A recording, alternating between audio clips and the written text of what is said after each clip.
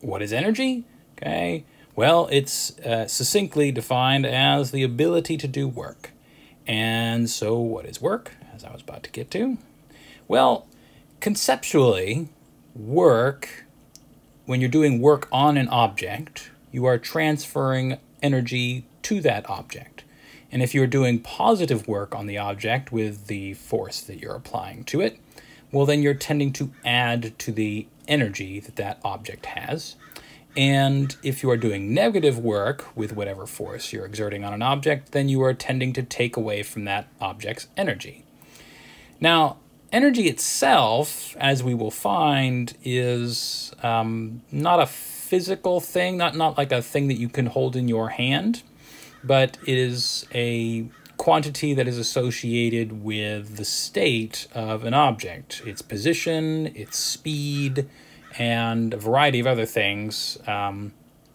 If you expand the scope a little bit to take into account things like chemical energy and nuclear energy and all of the other kinds. Okay, but mostly we're going to be concerning ourselves with mechanical quantities, things to do with the object's position and velocity, all of that kind of stuff. All right. Now, there is an equation that governs the work done by a particular force, and it is this. Now, I'm simplifying this a little bit. Those of you in my engineering physics class will maybe have a separate little video talking about this, but this is sort of a shorthand of a scalar product. So work is equal to F dot D. Okay, so we'll talk about that amongst ourselves, okay? But what it reduces to in this case is just FD cosine theta, where theta is the angle between the vectors F and D. And that's something that this equation, this scalar product thing I mentioned, makes pretty clear, which is that work is a scalar. It can be positive or negative, just like, temperature, which is another scalar, can be positive or negative. But it is just a quantity. And F and D, right, this F and this D, in the equation as they've stated here, these are the magnitudes of F and D. But we do need to be mindful of their directions as well, because the theta here is the angle between the force and the vector describing the displacement of the object during a certain time, okay? Now, the units of this quantity, the work, okay, so this thing that either is transferring energy to an object or taking energy away from that object, the units of that thing is in Newton meters. You can see that just by looking at the units of the things here on the right-hand side, F and D. Cosine theta has no units. And a Newton meter, though, is usually reserved, that phrasing of it is reserved for another physical quantity called torque, okay? And energy in general, and since work is representing a transfer of energy, it has these same units, okay? That work is in the joules, or just J. If we look at the most fundamental units, well, remember that newtons are a derived unit as well. A newton is a kilogram meter per second squared. And then here we're multiplying that by another factor of meters. So a joule is equal to kilograms meters squared per second squared. Okay? A bit of a mouthful, which is why we just call it a joule. All right. Okay. So work is this this process by which we apply a force to something, it moves some distance, and we have to figure out whether the force that we're applying or other forces acting on the object are tending to add to the energy of the object or tending to remove energy from the object. And that comes entirely from whether this, this equation gives you a positive or negative number. But we just said that W, work, is a scalar, so how do we get positive and negative numbers? Well, it comes entirely out of this relative direction between F and D, those vectors. So let's take a look at that a little more closely. Let's think about taking an object, say we're lifting a book, and we're going to lift that book up against gravity, and we're going to move it to a higher shelf, okay? So there's our vector D. And there is the lifting force. And if we were doing a free body diagram of this book, then of course we would have a downward force of gravity. I've drawn them to be about equal and opposite, though they don't have to be. If they're equal and opposite, then we would be moving at a constant velocity, right? Because the net force is equal to 0, then the acceleration is 0, and so the velocity would have to be constant as we raise it to the next shelf. Another way you can interpret, maybe that makes the use of this equation a little more straightforward, is by rearranging this equation into what you see down here. So d is the magnitude of this displacement vector, right there. And the f cosine theta is the component of the force vector along d's axis, all right? So if we're looking here, the displacement is happening vertically upwards, right? And so F lift is in the same direction as the displacement vector. So if you were to put them on the axis together, let me actually grab a different color here, okay?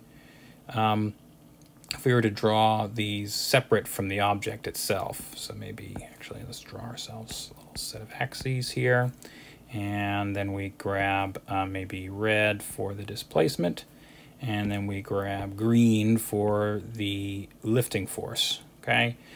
Well, now that you see that, it should be pretty clear that the angle between them is 0 degrees. They're both in the same direction, they're both vertically upwards, there's no angle that is formed by those two vectors.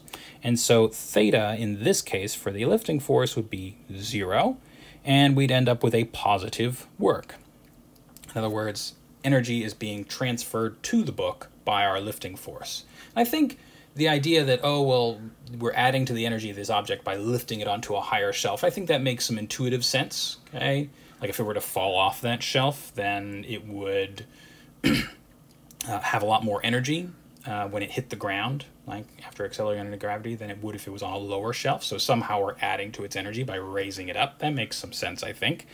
And in this case, gravity is working against us. So if we were to put that on the same axis, so say gravity is down, the blue arrow, well then there's 180 degrees between the displacement, the red arrow I've got here, and the blue arrow, the force of gravity.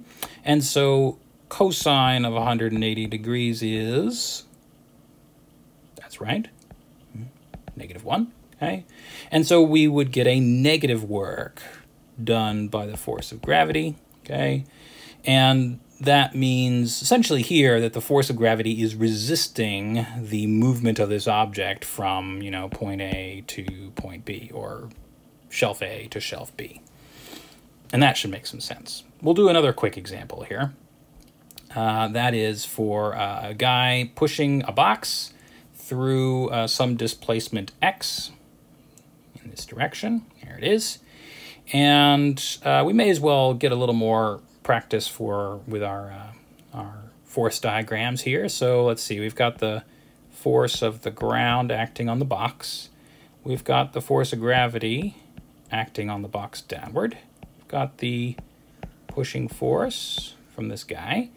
And we'll probably have some frictional force that is resisting that forward movement, right? Because we're sliding the box across the floor. Okay, anything else? Maybe some drag, I suppose, but probably not anything significant at the speeds you're moving a box, okay? So if we were to enumerate for each one of these what the work done by that force on the box is during that movement, well, consider each of them in isolation and what their effect would be on this box's energy. And I think it makes sense that, say, if the box is moving faster, that it has more energy associated with it. We'll formalize that connection exactly pretty soon. But for now, just let's leave it as a vague sense that if something is moving a lot faster, you would expect it to have a lot more energy.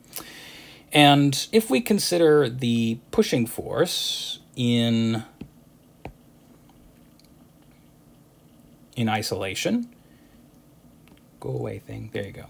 If you consider this in isolation, well, if there was no frictional force, then you would expect the pushing force to start accelerating this box across the floor, right? Make it move faster and faster and faster.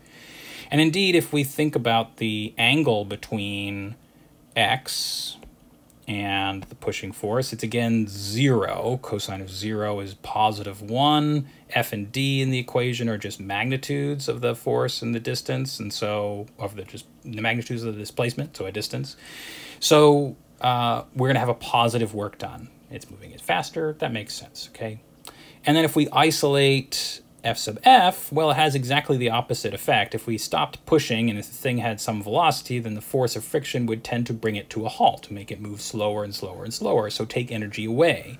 And again, examining the angle between x and F sub F, we see an angle of 180 degrees, which gets us a -1 for cosine theta, so cosine of 180 degrees being -1, and that would give us a negative work, taking energy away from the object, okay, in isolation.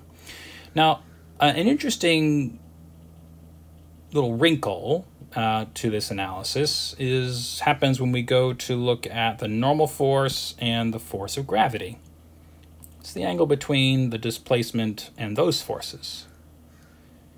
Well, I mean, you could imagine like counting up or counting down, you know, but either way you go, you're going to get cosine of 90 degrees, cosine of 270 degrees, whatever you like, and both of those give you a result of 0.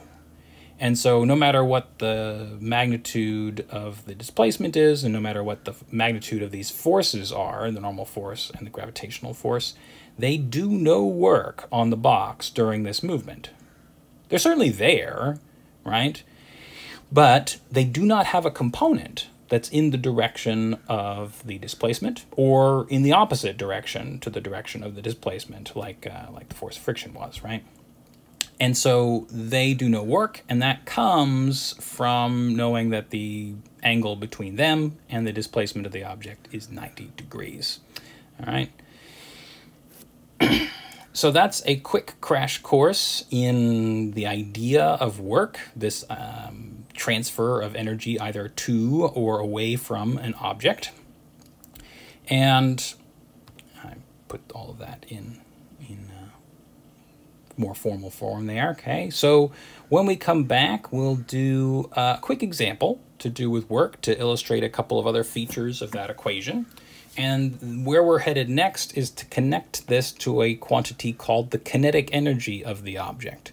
We'll introduce the definition of kinetic energy, and then we'll also take a look at how work and the net work done on an object is connected to how its kinetic energy must change, either adding or subtracting energy from that object. So I will see you for that soon.